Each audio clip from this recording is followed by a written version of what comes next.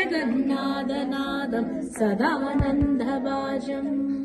भवद्भव्यभूतेश्वरं भूतनादं शिवं शङ्करं शम्भुमीशानमीडे गणेरुण्डमालं तनौ सर्पजालं महाकालकालं गणेशादिपालम्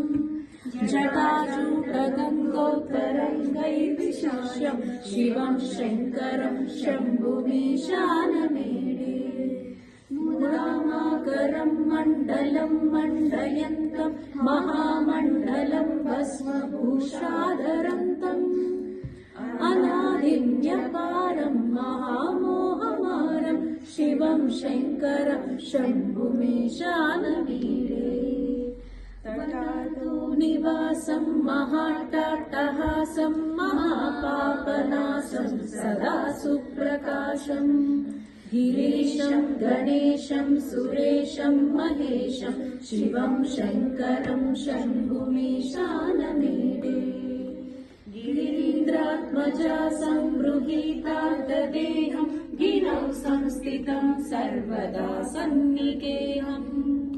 परब्रह्म ब्रह्मादिभिर्वन्द्यमानं शिवं शङ्करं शम्भुमीशानमीडे कपालं त्रिशूलं कराब्जं ददानं पदाम्बोजनं रायकामं ददानं बलिवर्धयानां सुराणां प्रधानं शिवं शङ्करं शम्भुमीशानमीडे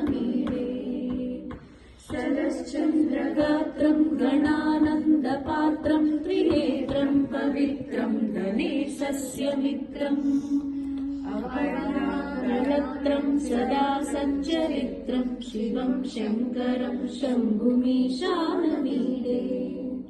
हरं सर्पहारं चिताभूविहारं भवं वेदसारं सदा निर्विकारम् श्मशाने वसन्तं मनोजं नहन्तं शिवं शङ्करं शम्भुमीशानमीडे।